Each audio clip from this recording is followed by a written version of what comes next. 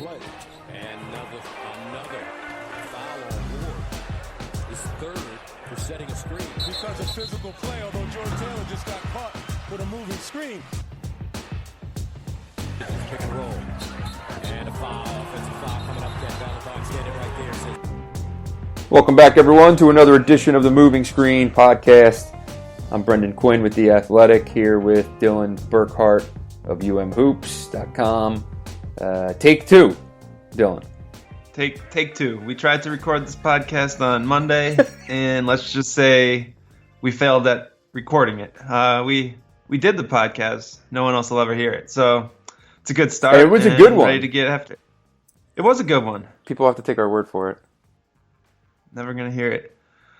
But here we are, and we're going to do it again. Now we have some more stuff to talk about now, too, so that's good. I think the plan today... Sorry, go ahead. Go ahead. You're over here trying to fix your TV. Trying to put on the Mueller testimony.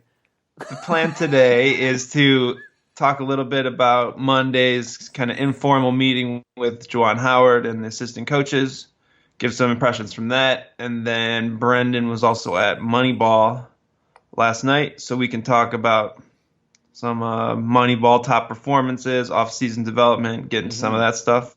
Love it. That sound about right? Love it. So when we originally recorded this Monday, it was like we were literally on campus that afternoon meeting with Juwan Howard, and that came after I was fortunate enough to get a sit down with Juwan last Friday, I want to say, a one-on-one for about 20-25 minutes.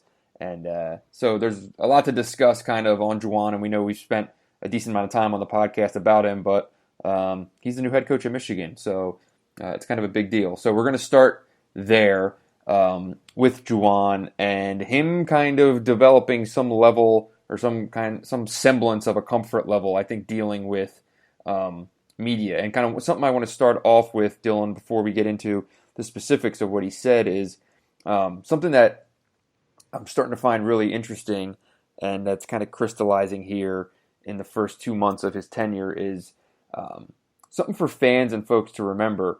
So, Juwan Howard has basically been uber famous since, his sophomore, junior year in high school, basically, in Chicago. And if you look at his kind of life in the public eye since then, so he goes to Michigan, and it's this bombastic, iconic team, but, I'd probably say that I wasn't here for that, so correct me if I'm wrong, but like Chris Webber and Jalen Rose and Fisher were kind of more of the front men, hyper-focused type people, right? Yeah, I think Jalen Rose probably did enough talking for everyone and allow a guy like Juwan Howard to kind of sit back. And then he goes into the league, and obviously a rookie and a big deal, but he gets in some trouble early in his career, and the media in Washington D.C. obviously jumps all over that. Then he goes and signs a $100 million contract and kind of becomes he's the first NBA player with a $100 million contract. So everything that he does is kind of pulled through that lens. And when I was talking with him one-on-one, he just flat out said, when I was a player, I did not like talking to the media, and I tried to avoid it as much as possible. And then you have to remember, late in his career, now he goes to Miami, and he's a veteran on a team with LeBron and Dwayne Wade and Chris Bosh, and so he's way out of the focus, at least, being a front man, being a kind of a mouthpiece for the program. No one would really go to him. And then he becomes an NBA assistant for 5-6 years. And NBA assistants are not a thing in terms of like media attention and stuff like that. And I've spoken to people who covered the Heat while he was there as an assistant, and they've told me that he was a guy that you could talk to one-on-one, kind of shoot the shit with, hey, what do you think about this player's development, and kind of have that little, talk hoops in that way. But the second you pulled out a tape recorder or you asked about him, the blinds were drawn right then and there. It just wasn't a thing. So all of that leading up to, as kind of a preface for, now he's the head coach at Michigan. And you're the head coach at a place like this, it is you're the face of the team, program, university. Billboards. Billboard, yeah, he's got a billboard. His face is on the digital billboard outside Chrysler. Like, this is a new thing. Him having to kind of be the guy who people are going to dig into his history and his past and want to write his profiles and want him to speak a lot. So it's a big adjustment. And so all of that leading into, I want to kind of get your impressions of how he handled this week sitting down. It was about, what do you say, 12 12, 15, something like that. 12, 15 writers, kind of the people who are there day in and day out for the most part. And kind of face-to-face, really informal, very casual. That was emphasized. It needed to be casual. But, phones weren't being stuck in his face to record him, is basically my point. There weren't TV cameras there and stuff like that. So give me your kind of thoughts on how he handled it and how he did. Yeah, I think you hit on a lot of that in your story that you wrote Friday, and it was pretty clear that he is working to open up because really it's a different job, right? You have to really sell as your head coach in a college basketball program, whereas I think in his generation in the NBA, I think he kind of looked at the media as an adversary, whereas now maybe players more look at the media as a way to kind of build their brand, but that's really a newer way of thinking. I don't really know that he went into the NBA thinking about how he was going to build his brand through the media. And as a college head coach, though, that's a big part of the job. And I think you see a lot of coaches that do a great job of kind of leveraging the media and using them to paint their message, spread their brand. I think it's interesting. So he's clearly still trying to figure out kind of that sweet spot. And he admitted that he's kind of trying to open up and is new for him, which is completely reasonable. I mean, right. It's one of many things that are new for him at this point in time. But I think it's interesting to compare it back to John Beilein, who never really used to be, I don't think you would call him open or generally trusting of the media when he got to Michigan. No. But his, I guess, use, like, he really grew in that regard, right, over the 10, 12 years that he was in Ann Arbor. So that's an interest. But he also kind of had down the coach speak, like just hit on this point and how to kind of bluff through a media session in any way, shape, or form, right? Like he had a more honed defense, whereas I think Juwan is very honest right now and is just trying to go through the process and get more comfortable. He doesn't really have that experience of really kind of blowing off a media session or kind of coasting through it, if you know what I mean. Yeah, it's kind of an art form to be able to say something while saying nothing. Yeah. And the great ones have it down where you can, like, speaking from someone who, is very dependent on these interviews and stuff, like there are a lot of people that you can sit and talk to for a half an hour and you leave the interview and you're like, man, that was great. What a great conversation. And then you go and listen to the tape and you're like, wait, he didn't actually say a goddamn thing the whole time. And it happens probably more often than people think. But let's get actually into what he said, though. That's probably the most important for listeners.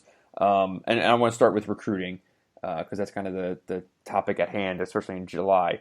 I asked him about his recruiting philosophies, and there are guys that kind of have some mission statements, and it seems like his is a bit of a, I would say, a work in progress, maybe. But yeah, he did say something, though. What were your thoughts? Yeah. If you think back to his introductory press conference, he basically said he'll have an eye for talent wherever it is, right? Mm-hmm. Which is pretty generic. When you asked him about that on Monday, he spoke more about kind of evaluating the total package. He really focused on evaluating the families and making sure that they're raising their kids in a way that he would want to raise his kids or that he appreciates seeing. And I think that is obviously an important part of any evaluation process. It was a big part of John Beilein's evaluation process. So that was kind of the main outline of what he said. He talked about focusing more on 2020 than any sort of late additions to the roster. And I think he called the 2020 class like a really strong class, something along those lines. So we got a little bit more of his philosophy. Did anything catch your ear when he was talking about that? Yeah, I mean, when asked kind of what it takes to extend a scholarship offer, there were, just in terms of kind of Michigan fans adjusting from um, the previous regime to the current, there were all of these. You had to check all these boxes and had to take an official visit or visit campus, and Beeline had to see you in person, and blah blah blah blah blah blah blah. And Juwan really just emphasizing, he just feels it. If he likes a kid, if he likes their family, it's a scholarship offer. It's not. There aren't all of these prerequisites as there was before, and I think we knew that obviously as the offers started being extended. But to hear him just come out and say that, I thought was kind of a step in the right direction in terms of kind of him explaining at least what the thought process is there. Yeah, and what stands out to me about Juwan as a recruiter is really, I think his pitch and his ability to relate to people is going to be really effective. What I kind of gather is that he's just going to have to become more comfortable sharing it all, right? His story within basketball really covers kind of everything out there, and he can go into any living room and say, I've been through this, and basically from every lens, and that'll resonate with a coach or with a family, with an AAU coach, with whoever. He seems like he is not quite comfortable talking about himself in that way, which is going to be a big part of it. And I think he talked about, I can't always just introduce myself as Juwan Howard. I'm Juwan Howard, the head coach of Michigan basketball, and this is my history. And he has to really share that. Yeah, and he said, there are, some kids have seen the Fab Five documentary, but he's talking about kids who were born in the 2000s. It's not Juwan Howard the way that you and I, or probably most of our listeners, think of Juwan Howard. But he was asked about players, families, guardians, parents, AAU coaches, and stuff like that, and that's where Juwan Howard is Juwan Howard, and especially. Anyone who's a basketball fan for their entire life is going to get pretty excited for Juwan. He's going to get every callback, and he's going to get into living rooms because people want to meet Juwan Howard. That's a totally different element. I don't think people were like, man, I got to meet John Beeline. You know what I mean? That's not a shot at him, but that's just the reality of it. When it comes to getting in front of certain people, him being who he is no small thing. Yeah, without a doubt. And if you just look at how many Jalen's there are coming up as 2020, 2021 prospects, that's something. Yep. That's really it's really in the sweet spot with the kind of the parents of the current group of prospects that completely kind of, I would say, his into a lot of these situations. Yeah, and so a question for you, based on the offers that have been extended so far that you've kind of been tracking on the site and compiling video of guys that they are pursuing, which I definitely recommend everyone go check out on Hoops. You are kind of starting to create kind of a almost composite version of what the types of guys that they are looking for. What would you kind of describe that as? Yeah, so before when John Beeline was still at Michigan, the priority recruiting-wise seemed to really be to land a center and to land kind of a scoring wing. As that shifted, Juwan Howard is still completely focused on landing a center. Walker Kessler was a top priority for John Beeline. He's a top priority for Juwan Howard. They've also extended a couple other offers. And really what they've focused on the most, I would say, is getting kind of a 5-star playmaking guard. And that's not really a point guard, but just a guy who can get you buckets, really a scorer, ball screen player. And they've basically only offered 5-star guys at that spot, which is kind of interesting. So that really seems like what they're selling as you can come in and be the guy when you get here, right? We want to build our team around you. And really, there's 4 or 5 guys they've focused on in that area. And any of those guys would be big-time gets. The other thing that I think is more interesting is at the power forward. Michigan extended 3 offers right after Peach Jam, and all of them are to kind of 6'7", 6'6", 6'8" tweener forwards who are known more for playing their ass off, being really physical, aggressive players, rather than a stretch perimeter power forward that you usually see under John Beeline. So that is a kind of a tell, at least in terms of what you would expect for Juwan Howard's philosophy, kind of in style of play moving forward, which is something he's not really comfortable talking about. But if you're recruiting guys who are known for their offensive rebounding over their shooting at the 4, that's a huge change from the way John Beilein ever built the roster. Yeah, and the whole him being kind of very coy on the style of play thing is continuing. He gave me a straight up no comment when asked in my one-on-one, and kind of did the same thing this week, citing that he didn't want to give anything to opponents. And as you've pointed out, like, most coaches just say whatever, just say the generic, we're going to be exciting, we're going to get up and down, we're going to be the first to the floor, we're going to run more, all this crap. Right, and it's all bullshit. He's just saying nothing.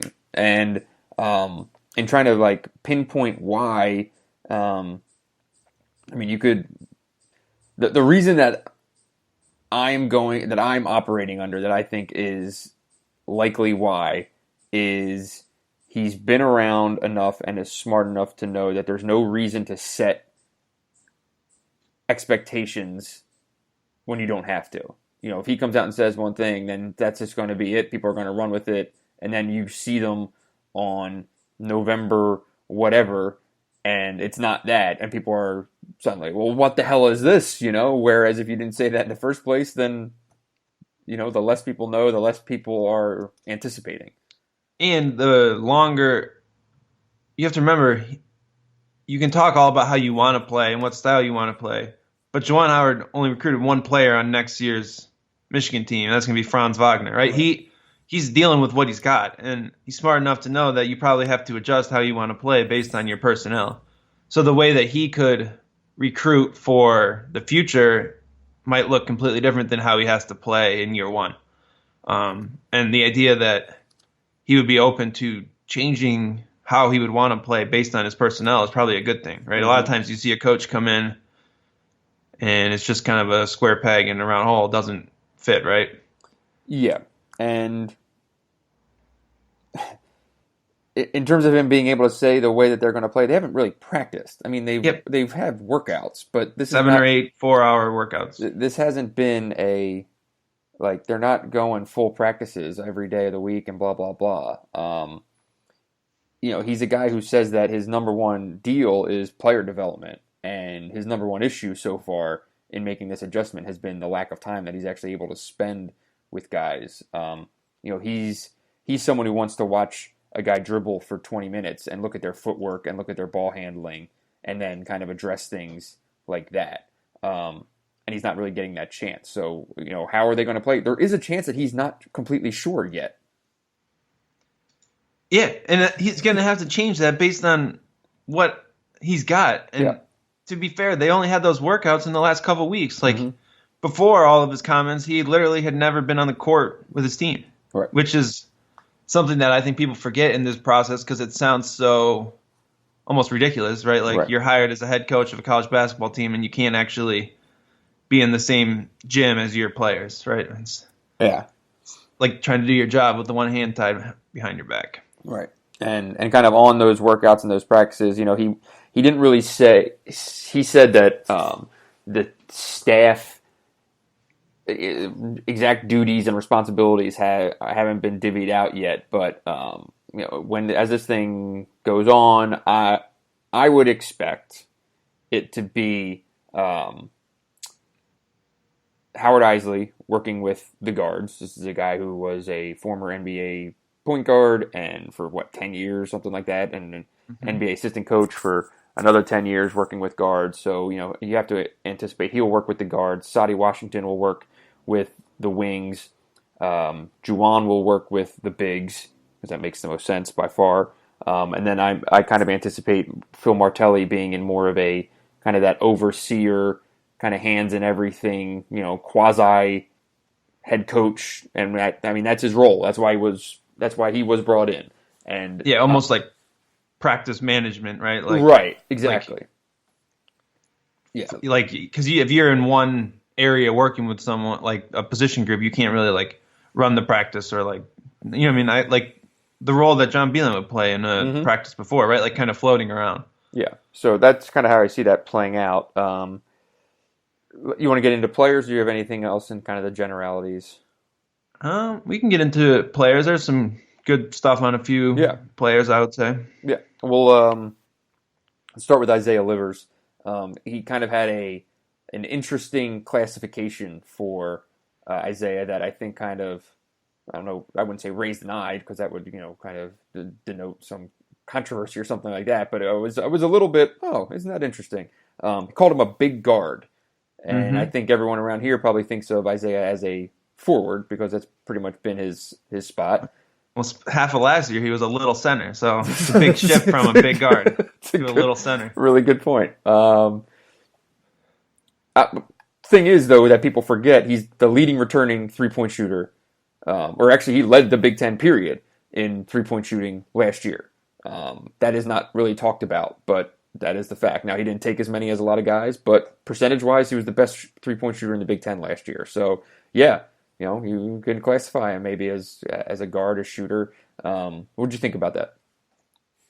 I think it probably speaks to, like, big guard can mean a lot of things, right? Yeah. I think most people would probably say Isaiah is headed towards starting at the 3 next year, which would be a big guard. But it was just interesting to hear him call that way, just given what we've seen from him and the fact that he's basically been a 3-and-D, played a lot of minutes at the 4, undersized center, doesn't do a lot of, I guess, things that you would think as guard skills, right? Not a lot off the bounce, not a lot of passing, right? Like those are all the areas of his game where he's looking to grow, I would say, as a junior.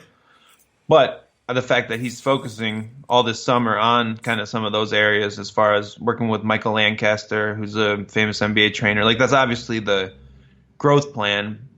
But really, for Michigan, all it needs is Isaiah Livers to be able to play 10, 15 more minutes per game and keep hitting threes at 40%. And that's going to be a weapon that will be plenty valuable. I guess my biggest question is, which of those guard skills for Isaiah Livers come along? Is it his ability to create off the dribble? Is it ability to guard smaller players?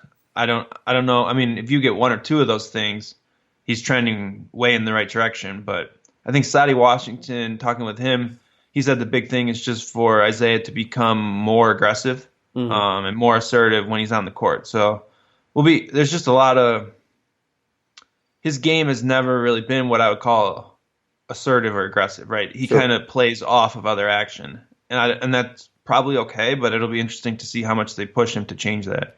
Yeah, I mean everything he's gotten at the basket has basically been in transition or like baseline cuts, right, and stuff like that. It hasn't been a lot, like certainly no ISO or anything resembling that. But maybe this is almost too basic of a thought, but you could make the argument that so much of Michigan's ceiling is kind of dependent on what type of player Isaiah is. Because I do feel like if he's resigned to being a spot-up shooter, the team's going to be extremely limited in what it can do. But if he's a guy who can do other things with the ball and give them some kind of offensive versatility, that I think notches up the ceiling of what the team can be. Because if he's just a shooter, if he's just a spot-up guy, you have a point guard who's a 30% three-point shooter, and who knows what Franz Wagner is. Like, I know he can shoot, but I think putting any expectation on him other than being a guy who can go in, toe the line, hit some threes, create some things, maybe score in transition a little bit, you're probably getting a little foolhardy anything beyond that. I'm not expecting him to go operating at a ball screens and rocking and rolling with the ball in his hands, right? So if he's a here's a question. Yeah. Who would you over under head to head? Isaiah Livers, Franz Wagner, who runs more ball screens next year? By the end of the year.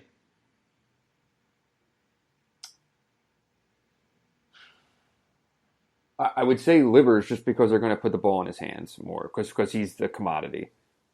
And I think they're going to give Wagner room to grow. It'd be interesting. I'd probably say... You'd say Franz. Franz. Yeah. I think he's showed more of that. I mean, he's younger. a lot of that is their situation, but he's shown at least a bit to do it as like a secondary guy. I mean, maybe right? in the second half of the year, I'd be more willing Yeah. to say that it's Franz. This is difficult. If it's Livers, that would like if Livers is able to grow into a guy who can play out of ball screens and create, all of a sudden you're talking about him as potentially a pro, right? Like if you can do that at his size and shoot 40% from three, that's a whole different leap in his game. Really, when watching him and some of the, I don't know if his struggles is the right word, but like I've never understood like why it wasn't a thing. Because maybe it's just something he has to work at more, but like he seems like it doesn't make sense that he's not capable of doing that. His ball handling has been issue, especially in transition. Like you see him like I just don't understand why. Is basically what I'm saying, because he's a skill guy. Like he's a skilled basketball player. I think he is, but he's going down. Like it's easier to go up as a skill, like up the positional spectrum than down, right? He didn't play like as a two guard in AAU or anything like that, right? Like it's not. So he's trying to go. He played as a four with Mean Streets and was like a 5 in high school too. Yeah, so I think that sort of like intrinsic feel of like this is how I play with the ball in my hands takes a little longer when you're going the opposite direction. Right. If your instinct is to spin and get someone on your hip, do things like that as opposed to driving, finishing, keeping your nose going at the rim. Yeah, I see what you're saying. What I think leads into his growth this year, though, will be who grows around him, because he's the guy you can push up, you can push down, and the one guy who can really determine that, who we got a little bit to talk about, was Brandon Johns. And some interesting comments from Juwan about Johns. I think he said something along the lines of he is immensely talented but needs more grit. Saudi Washington said something similar and compared his trajectory a little bit to DJ Wilson. Said he doesn't need to be DJ Wilson this year, but he needs to show some DJ Wilson-like steps in that direction. And if Johns can emerge as a legitimate option at the 4, you have a lot more flexibility for Isaiah Livers to play down in the lineup. What was your thought on how Johns came out? I mean, when I talked to Juwan and we got into Brandon, it was, I believe in Brandon. Now Brandon needs to believe in Brandon. And it was this stressing of confidence and this stressing of, does this guy even know how good he is? And things like that, where you kind of hear it and you're like, man, is that a good thing or a bad thing? Right? It can be hard to tell. But, another thing he said was, I don't know what happened last year and why things were what they were. So, obviously there's a number of theories on that, but he's such a fascinating guy because if you walked into a gym and saw this Michigan basketball team lined up and just running through, layup drills or whatever, you'd probably point at Brandon Johns and be like, that's the best guy on the team. And he is, could he be that by season's end? Would you be that surprised?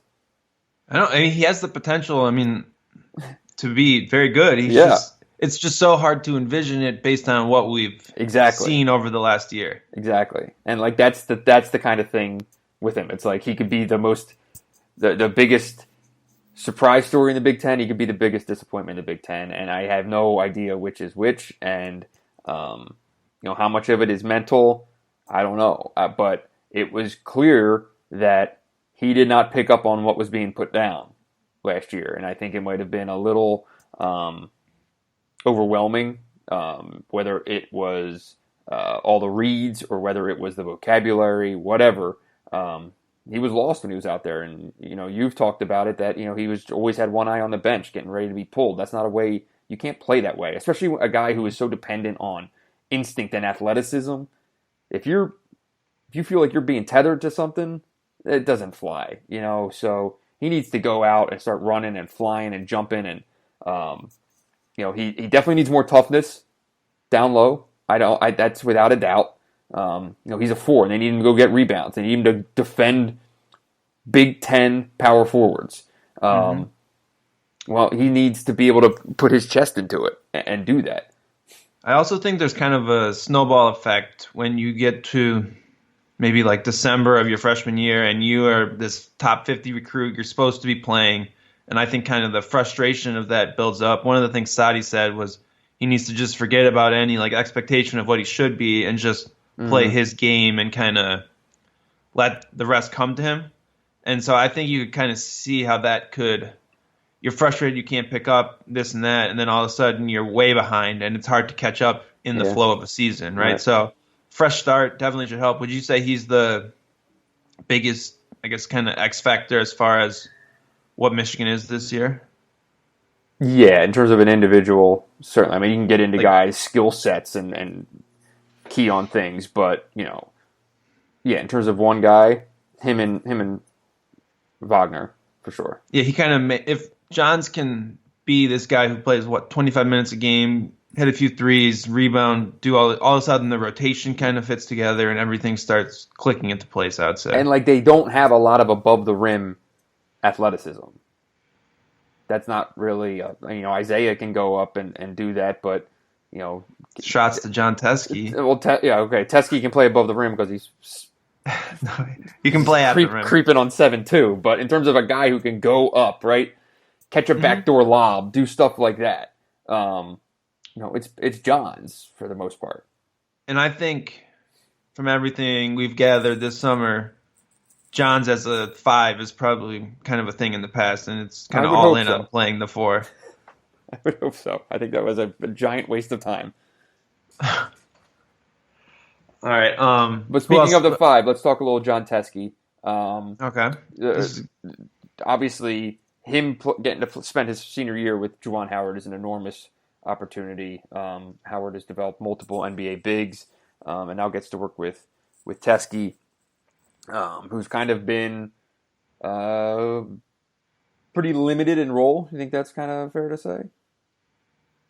Yeah, he's a pick and pop 5. Yeah. He was probably the most productive pick and pop center in college basketball last year, which is pretty crazy because you don't feel like he was that involved in Michigan's offense.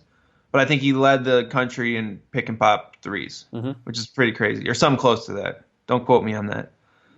And that's, and now let's get into it because I think the numbers are very interesting on what Jon Teske is. But I think his role will be expanded based on at least the conversation I had with Juwan. It was, when I asked him straightforward, are you going to see a lot more back to the basket stuff from Teske? He jumped at it and said, he can do that. He has those skills. This summer is being used to refine those skills. So I think that is very much in the plans to actually see Teske in some more traditional back to the basket. He has good hands. I think he can finish over either shoulder. But it'll be a change for him. And I know you have some interesting thoughts on the topic. Yeah, so Teske was actually more efficient in post-up situations last year than I really remembered, according to the synergy numbers. But what stands out is that he only had 38 post-up possessions, which includes kind of pass-outs. And that's fewer than someone like Vic Law or Khalil Iverson or Nojal Eastern. So he really posted up kind of less often than some even like guards in the Big Ten, right? So that shows how far down the ladder Michigan was in terms of post-up volume, which is probably no surprise to anyone who listens to this podcast. But what I think is really interesting about Teske as a post-up guy is how well he can pass. So if he can just be above average, say, as a scorer, like not like Nick Ward, Ethan Happ, automatic bucket kind of situation, but a guy who can sometimes score and demands you at least pay attention to him. Right. I think he really has the potential to grow into a guy who can see the floor from the post and kick out to shooters, find cutters off the post-up action. And I think back to the game at Illinois last year, and Michigan kept shorting the pick and roll where he would kind of catch it at the free throw line extended, and he would be able to stop, land on 2 feet, and find a backdoor cutter. Right. And I think he's really an underrated passer on a team that doesn't have a lot of great passers next year other than Xavier Simpson. I'm curious to see how that plays out. And I'm also curious how.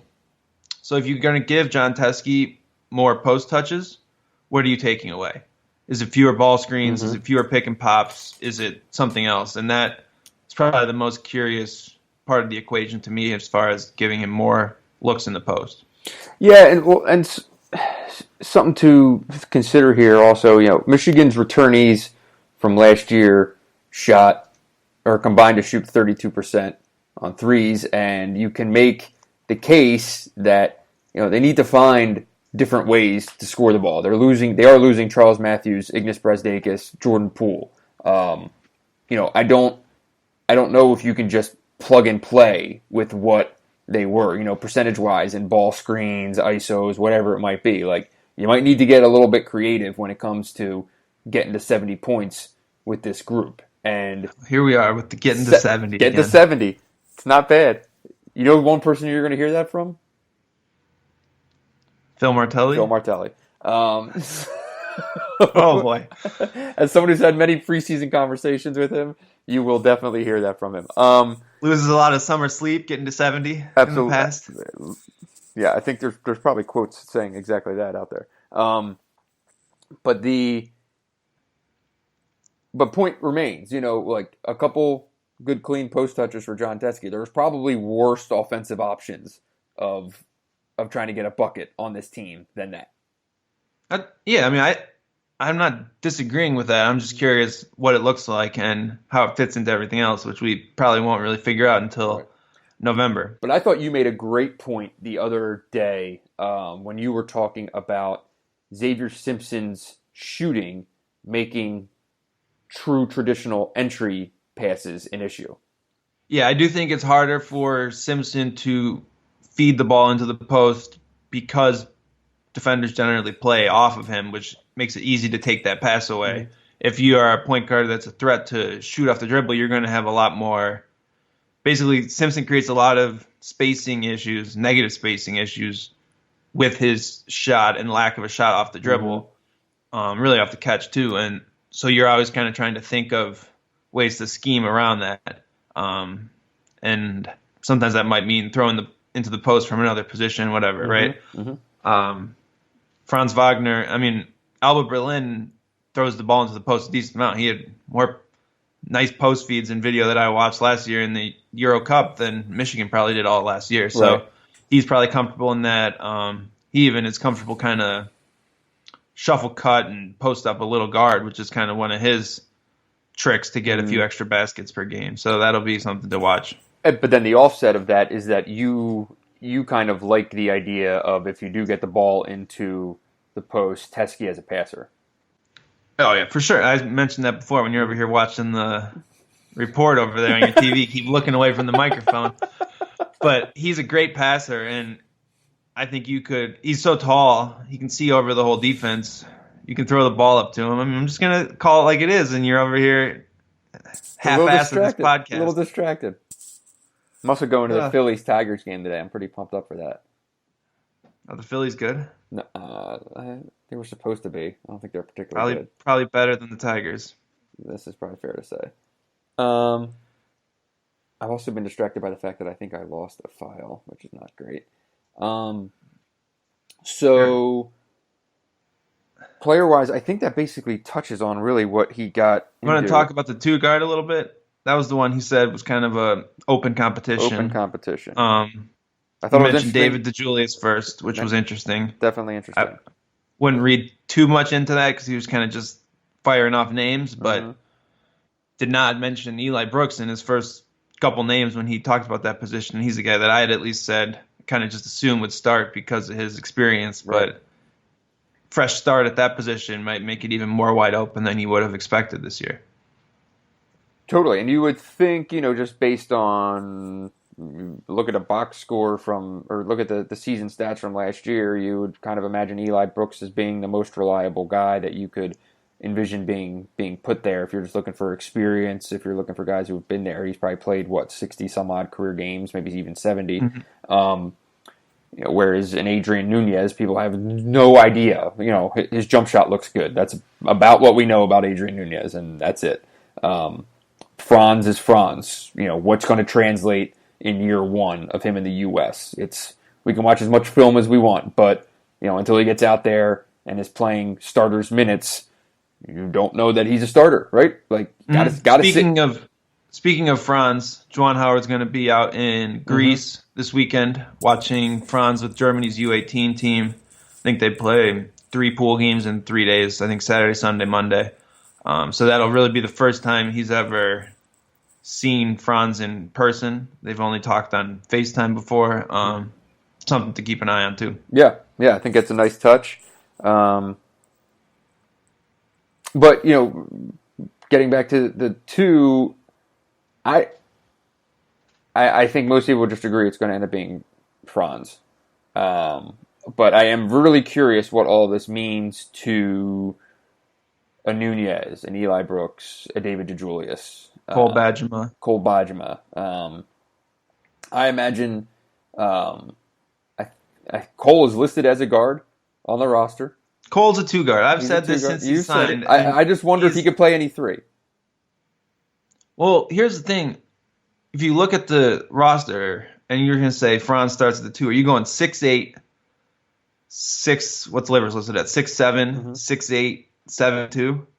Yeah, I don't know who like Xavier Simpson's going to have to stay in front of the whole other team because that's not going to be the most laterally agile group of defenders. I don't know if you play zone or what, but it's a really unique lineup construction when you only have one guy under 6'7" in the whole starting lineup. You're saying if Cole's at the 2? No, if Franz is at the 2, or Cole. Same thing with Cole, right? Yeah, that's why I'm wondering if either of those guys can see minutes at the 3. Cole Bajema listed at 175 pounds on the roster. Right. I'm not asking him to guard post up small forwards. I just wonder if he could see time at the 3 because it would certainly alleviate some things. Because there might be times where you need Isaiah to play the 4. If Brandon Johns is not what is hoped for, if that is a scenario that could play out, because what are the other options? Colin Castleton basically playing the 4. If Livers plays the 4, I think you just slide Franz up to the 3. Okay, and then you can look at Cole, Eli, DeJulius battling it out for the 2. Okay, so I think you look at Cole, Eli, DeJulius, Nunez, Johns, and whenever one of those guys is really the best player, that's how you kind of build your rotation, whether it's Johns at the 4 or one of those other guys at the 2. Sure. Does that make sense? Yeah. That's how I've thought about it. Makes sense to me. But then again, we have no idea how that will play out in reality. Yeah, workouts are going to be enormous. All right, let's shift over to Michigan State. I know you made it up to Moneyball for one night. I was there last night. Got to see any Michigan players in attendance? No Michigan players in attendance. A number of no-shows from Michigan State as well before everyone loses their minds.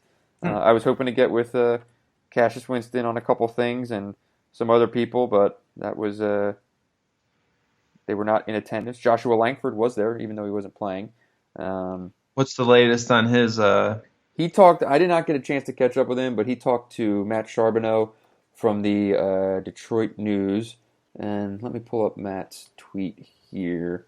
I think it was that he's been cleared to play. So, okay, this is from Matt Charbonneau. He's been cleared to do shooting and a few other drills. Says he hopes to be full go by August, but he's not in a rush, and he's trying to make sure he's at 100%. So that's a little. Is that behind kind of? It seems long. The original schedule. It seems like that's taking a while. But if he's back by August, he's back for preseason. Yep. For the most part. But he's missing stuff right now. Probably creating a very good opportunity for Mr. Rocket Watts to show what he can do, because I've been very curious of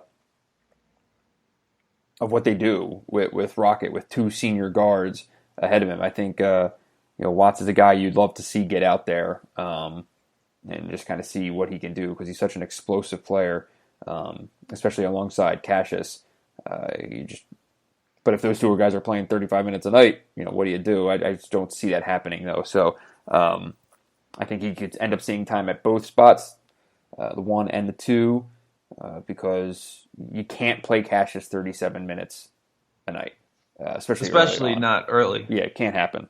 But the guys that we did get to see, I got to watch. Obviously, Gabe Brown dropped like damn near 60 points last night. It's Moneyball, so this is also the league that turned Tum Tum Nairn into a NBA prospect at point guard. So take it for what it is. But yeah, Gabe Brown dropped 60 or so last night. I got a good look at Julius Marble for the first time, and spoke to him for a while after his game, and got a look at Marcus Bingham. And let's start with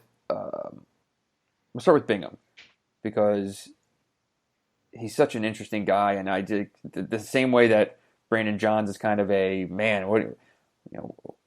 What does he bring? If he brings something big, that really kind of changes certain dynamics of the team. And I think Bingham's kind of a guy like that for Michigan State. He's always been an NBA prospect in theory, but in theory, yeah. In theory, yeah. So, but now it's kind of time to start to show things. And I will not say that he has filled out, but I will say his arms are a little bigger. His legs are a little bigger. He's gone from stick figure to pipe cleaners. I also think how much you weigh is not the most, obviously, you're going to play inside some. You have to have a little bit of You got to have something. I mean, last year was ridiculous. Yeah, I'm just saying he doesn't have to turn into some ripped dude just to get by. You can be, he's tall, he's lanky, that. Those are all skills that other guys won't have, right? So it's all about leveraging what you look. Kevin Durant's best player in the world, and it's been extremely skinny his whole life, disagree, right? But last year, he was skinnier than Kevin Durant was as a freshman at Texas. Sure. He needed something, but he's getting there. It seemed like, and the shot is still there. He was banging a few threes, and his form's a little funky, but it continues to work. He looked good. I would love to know, kind of what they are really, internally, what they're really thinking they could get from him this year. Marcus Bingham didn't make a 2-point shot last year. Is that right? It's an incredible stat. 0 of 7 from 2 and 6 of 14 from 3. Wow. Maybe I underrated how many steaks he needs to eat this summer. That's a crazy stat. I would like to count how many offensive minutes were spent even near the basket. Apparently not very many. Probably had something to do with him being 165 pounds. So there is really a wide open spot, would you say, for Michigan State at the 4 next year? Yeah.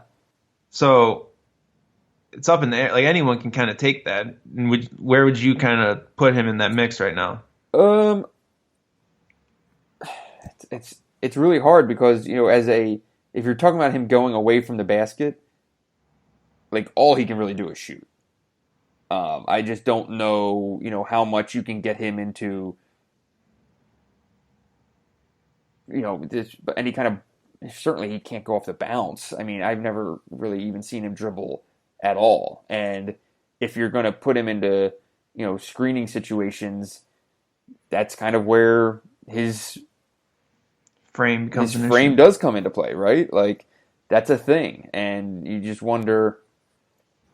You look at the freshmen coming in, Malik Hall, Julius Marble, those could very well be more natural fits at the 4. Thomas Kithier is a guy who knows exactly what he's doing. He can hit a jumper.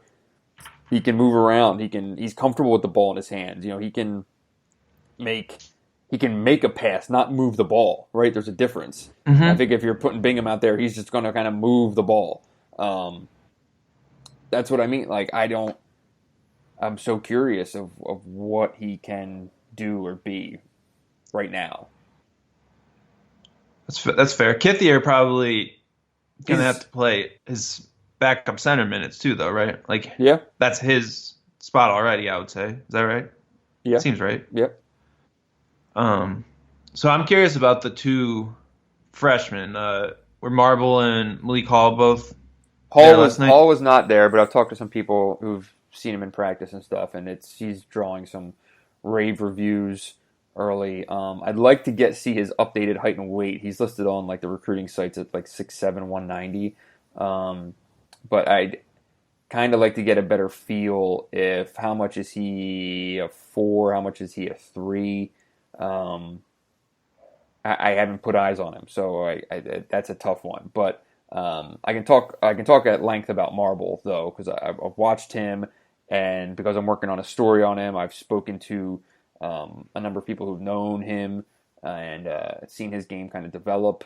One of them being Bob Hill, who was a former head coach for the Spurs. He coached the Pacers, coached the Knicks, was head coach at Fordham for about 4 years or so. Bob Hill's son, Chris Hill, is the head coach at Jesuit Dallas, which is the high school that Marble went to, and he spent all 4 years with him. So, skill-wise, for the guy who's the lowest rated kid in the class, he has his skill set outranks his actual ranking for sure. This is a guy who he played JV ball as a sophomore and then proceeded to fracture his foot twice, or break his foot twice as a junior, and missed time on AAU, missed almost his entire junior year of high school. Probably would have been much more highly recruited had he had all that time. But talking with a guy like Bob Hill, his footwork, his dribbling ability, like he's really good with the ball in his hands. He has passing instincts. He can shoot the 3. Like, that's a work in progress. But so what kind of player would you say? Is he a guy who's is he sort of an old school power forward? Is he kind of a combo forward? Is he going to post up? Is he going to shoot? Combo? Well, like his low post moves are probably his strongest suit right now. Okay. But he's more I think he's a natural 4, and if you had to go one way or the other on what is a secondary position, a guy like Bob Hill says that he's more a small forward than a center. Okay. Have you ever talked to someone associated with a basketball player who said that their more natural position was up in the spectrum than down? It's a great science experiment. I see what you're saying. I mean, I have no examples, but no, that's a good point. It's a good point. But yeah, I think Marble could certainly play 5.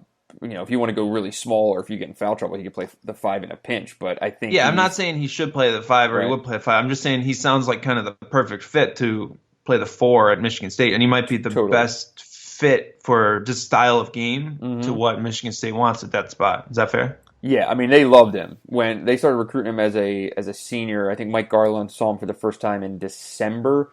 It was on that in between the game at Florida and the game against Green Bay at home. Garland went down to, I think he saw him in Arlington, and like Marble didn't even know he was coming, and saw him talking to a coach after the game, and saw the Spartan head on his shirt, and was like, "Oh my God!" And then they talked, and that was kind of the beginning point of the recruitment. And Izzo saw him a number of times, and he went down there with Stevens and saw him play in person, and went down for a workout. Marble, obviously, his recruiting visit was the day of the Michigan game, so he committed basically that weekend. But they love him. They love his skill set. He is very much a natural Michigan State player. Like, he checks all the boxes that they have. I'd like to see him shoot. I mean, I'd be curious just what level of shooter he is right now. But in terms of him playing and actually getting minutes, but I think he's got a really high ceiling for them, and he's built like a man. Yeah, the Michigan State roster, if you just look at it, you basically lock in Winston, Langford, Tillman, and Henry, right? At the 1, 2, 3, and 5. Mm-hmm. And then basically everyone else on the roster, you could plug in at the 4 or other spots, and they can really shift how you want to play, right? Sure. You can go Marble, a guy you can post up. You can go Kyle Arns if you want more of a shooter veteran. You can go Bingham with kind of that stretch length potential. You can go Malik Hall, probably more athletic on the wing, right? Mm-hmm. Like kind of a grinder. I mean, all you really need is all of those guys to be able to give you 40 minutes because your other spots are so kind of locked in if you really look at it. Yeah, There's no shortage of candidates. Yeah, there's very few guys that you're just like, oh, that guy's not going to get it. And there's no reason for that guy to get time, right? Because what do you do with Gabe Brown? Yeah, Gabe Brown could play that spot. More shooting, right? 100%, yeah. Like you could easily just start Gabe Brown and Aaron Henry, and you would have length, athleticism. Like you're not going to get bullied around with that lineup. Just, no doubt. Like there's plenty of that on the roster already. And I think Gabe is getting better and better, and I think he is. I feel like if it were any other situation, I feel like he could be really poised for kind of a breakout year. But there are so many options on Michigan State that we just had this entire conversation and just brought up Gabe Brown, right? Mm-hmm. The guy who scored whatever it was, 15, 16 points in a Sweet 16 game last year. Certainly has a lot of pro skill in certain areas. Like, what do you do with that, right? Like, Plus, all these guys get to play with Cassius Winston. Exactly. All you really have to do is be able to stand there and hit open threes, and you're going to have a solid foundation to your game, really, right? It's sort of like a cheat code for growing into your role. Yeah, I mean, this is going to be, I think, classic Izzo 11 guys playing over 9 minutes a game. Wow. Yeah, and it makes sense. Who plays less than 9 minutes on the roster? If I had a bet right now, I'd say the two most likely candidates to play 9 or fewer minutes are Marble and Bingham. Foster Lawyer, sorry. Yes. Yeah, and yeah, because who plays more than 30 minutes? Winston, Tillman. Yeah, Brown. those are the two. Not Brown. Henry. So that'd be a big. Do you think Henry 30 might be high. Say 28. I would say Henry at 28. Yeah, that's kind of where you would tap a guy like him for that system, and with all the other pieces you have, that'll be cutthroat in November, December with all those guys trying to kind of make their mark. And you have to remember who we're talking about here. Like, I have no idea what Kyle Arn's health level is right now, but if he can play, like, Tom Izzo's going to play him because he plays guys that he can count on defensively and that know what they're doing. And it does not matter how talented some of these guys are. If he trusts Arns the most, he's going to play him. He'll play him 20 minutes a game and not even bat an eye, right? While there are guys who are, in theory, NBA prospects sitting on the bench watching him. Yeah, and I think with Langford, you would probably want to keep his minutes down, right? Like, as you go, especially early, if he's coming back from this, and they're obviously trying to be extra cautious. That gives you an opportunity to kind of give everyone else a test run early in the year if you want him to play limited minutes to kind of ease his way back in, right? Yeah, I mean, it was a significant injury that Langford sustained, and I have been thinking about the fact of, like, is it maybe a bit presumptuous to just be like, oh, he's Josh Langford, so he's going to play 30 minutes a game at the 2, and he's going to be the secondary option behind Cassius, and he's going to be this, and he's going to be this, because for 3 years, that's been Josh's billing, right? But this is no small thing to just come back from. I think there are ways to have Langford come back in maybe a lesser role that's actually more effective for Michigan State next year, if that makes sense. Yeah, I also think that's a big ask for a guy who was a 5-time state player of the year and has taken, let's see here, 700 shots. 700 shots in his Michigan State career, right? To be like, you're now a role guy, and I just don't see that happening. Yeah. They're going to want to give Josh Langford a chance to be Josh Langford. As long as he's healthy enough to do it. Biggest reason that Michigan State could underachieve this year for me. Langford? Or is Langford if trying they, to do too much within the offense?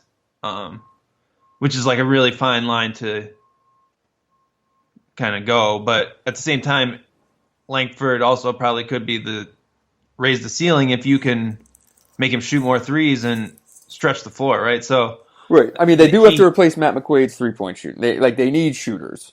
But you can't replace those with mid-range jumpers. Exactly. And that's what you're risking.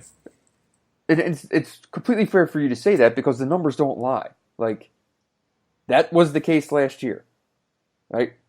They were more efficient with him off the floor than on the floor before he went down in injury, and then the team improved when he went down. And you can say the theory's flawed for a number of reasons, and that yes, Michigan State would have loved to have Josh Langford all last year. I don't doubt that at all, and I think that's completely fair to say. But at the same time, that was the reality of it. The efficiency numbers told that story. Aaron Henry. I watched a YouTube video of him at Moneyball recently, which take it with a grain of salt, obviously. But is he a guy who can be like an all Big Ten this year? So. I would almost say if everything goes right, he could be the guy drafted highest after the season. I agree. I definitely agree. He is the X factor. You look at what he can do, and I feel like he's a guy who was really effective last year, even though he was a little unsure of himself at times, right? Like kind of that thinking instead of playing. And at the end of the year, he really started playing, and I think you could just easily see him being a guy who 15 a night sort of scorer coming. I don't know. I think he's the reason that this Michigan State team is most likely to overachieve. Sure. Which is hard to do when you're preseason number one. But you know what I mean. Yeah, no, because here's the thing with Aaron is that his mid-season 3-point shooting, I think, was a total mirage. And I think it was a matter of just a lack of confidence. He shot 13% on threes over a 22-game stretch from late November through late February. I don't think that's who he is. He shot 40% in high school. I think he has a good-looking jumper. Like, there's no reason for him to not be a 3-point threat. And I think his confidence coming into this year will be the major difference from last year. The guy that you saw in the NCAA tournament, the guy that you saw in that LSU game where he was just a total badass, doing everything all over the floor. I think he played like damn near the entire game. Was the best defensive player on the floor, showed off his athleticism. He made a couple threes. I think he made the most baskets for them that night. He was great, rebounded. Like, that's the guy. I think that's the guy. Now, it might not be 20 points a night, but I would bet on seeing that guy more than the guy who was just kind of on the floor a lot of nights for 25 minutes, and you really forgot he was out there. Yeah, his last month or so, right? Like his March was just showed all the progress that you'd want to see, and then to help lead Michigan State on a run and then see a tournament, like it's really the perfect kind of situation for a sophomore breakout year. I worry about overrating NCAA tournament performance, especially with teams or draft prospects and stuff, but it really feels like you saw all of his raw tools and potential all year, and he could never quite figure it out. And then the fact that he did on the biggest stage is, like, I would say he probably easily like a top 20 Big Ten player this year. Oh, no, I completely agree. Just what he's going to give them defensively and his rebounding and everything else. And like you brought up earlier, he's playing with Cassius Winston, who's going to put the ball in his hands in the right spot all the time. And I wouldn't be surprised. He made 15 threes last year. I wouldn't be surprised if he made 45 this year. I'll buy it. He'll get the chances. And that changes the game. That changes the game for State, I think. If he is that. If he's an all Big Ten player and you have the best point guard in the country and he's a third team all Big Ten guy and Xavier Tillman's a second team all Big Ten guy. Here's the question. That's the number one ranked team in the country right there. More points per game next year. Aaron Henry, Josh Langford.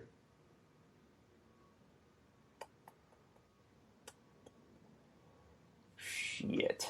I I think I'm going to say Aaron Henry. I think that would be good for Michigan State if that's the case. Yeah, I think that's fair to say.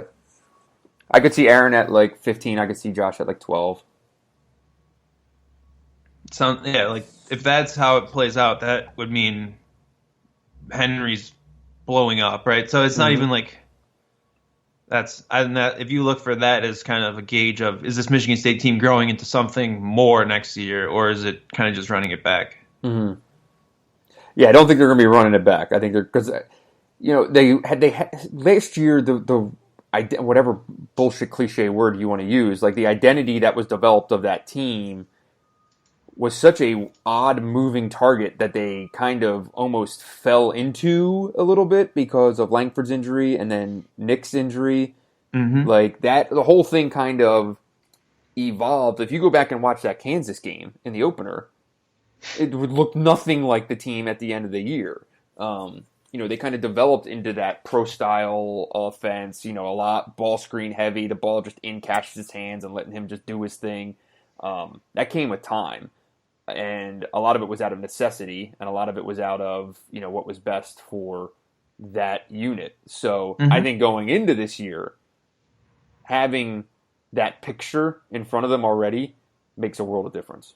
Yeah, I think they have that as your baseline now. Yeah. And it's what 2 or 3 things you build on top of it and how much you leverage them that kind of shapes the whole big picture, right? Mm-hmm. Do you think, what's going to be the fine line of an over-reliance on Cassius and letting Cassius be Cassius? Health. If he's healthy, you can't over-rely on him. I can't see everything we've seen. I can't see his. It's really just a physical thing as far as over-reliance for me. Like, there was a lot of talk that he wore down last year, right? Like tendinitis, all that. Yep. If that's a real issue that you need to protect against, then you need to protect against it. But if he's healthy and playing, you have to put the ball in his hands. I don't know how, it was obvious for really the last 2 years that he was the most effective kind of ball screen playmaker. Do that, everything. He'll take care of everything else. I don't think you really can over-rely on him within the scheme of the offense when he's on the court. Over, under 19 points per game for Cassius Winston. What did he average last year? 18.8. I'll go under 19. Me too. Over 10 assists or something crazy like that. I think he might break some records in assists. 7.5 assists per game last year. Yeah, I'd go over that, under the 19. Agreed. Which doesn't mean you're not relying on him, right? You're still relying on him to create that offense. It's just other people are finishing it. Does Sports Reference do splits on scoring by half? I don't think it does. I don't think so. I would like to see his splits on first half scoring and second half scoring last year, because that was kind of the MO of Cassius taking over games, was just, okay, you kind of stay in the fight until the last 10 minutes of a game, and I'm talking about the bigger games of the season, and then it would just be Cassius take the game over. He probably took twice as many shots in the second half of games as he did in the first. Yeah, I think you'll see a lot of that this year. Yeah, it'll have to be. I don't think because early you want him to set up everyone else, right? Kind of do it, but when it gets down to crunch time, he's still going to be your guy who can get a play down the stretch, right? I mean, we've seen that over and over last year, no doubt about that. Yeah. Any other hot Moneyball takes that you've got queued up over there? No, I'd like to have seen more guys. That was kind of a bummer, but. Maybe, I think I'm heading up. I'll be up there at least 1 or 2 other nights before it's all said and done. But who's walking in my house? Oh, okay. No, I think that does it for this week. We're well over an hour and 10 minutes. So let's leave it there for now, Dylan. What do you have coming on UM Hoops? We'll have some coverage of Franz's games this weekend. We'll have video of those up there, especially if you don't want to watch the whole 2-hour live stream of U18 European basketball. It's not the most entertaining. Can you tell people where to watch that if they want to? Those games will be live streamed on FIBA's website, which I think is through YouTube. So it's just like, I think FIBA.basketball or something along those lines. Some of them are pretty early, given the time difference. But I think the first game is Saturday at noon, so that might be the one to catch. So worth taking a look at. But yeah, we'll have a lot of recruiting stuff coming up, all sorts of things. Anything coming up over on your end? Yeah, I'll have a story this week on Julius Marble and his road to Michigan State and kind of some of the characters that were behind the scenes of getting him to land there. It ended up being a lot more interesting than I thought it was going to be. But that's a work in progress. We'll probably get that up certainly before the weekend. And then we'll see other stuff, a couple things shaking around that I'm not sure when they'll get done, but they'll get done. So I think that'll do it for this week. Be sure to subscribe. If you like the podcast, be sure to subscribe to the pod and leave a review or a rating on iTunes. That helps us out a great deal. And if you want to financially help the pod, subscribe to umhoops.com. Check out all the great stuff Dylan does over there. And subscribe to The Athletic. And if you want to do me a solid when you do subscribe, make sure it's off of one of my stories. That's always good deal. So thanks to everyone for listening. We'll be back probably in a week or two with another off-season episode. And until then, be sure to tip your bartenders and your servers.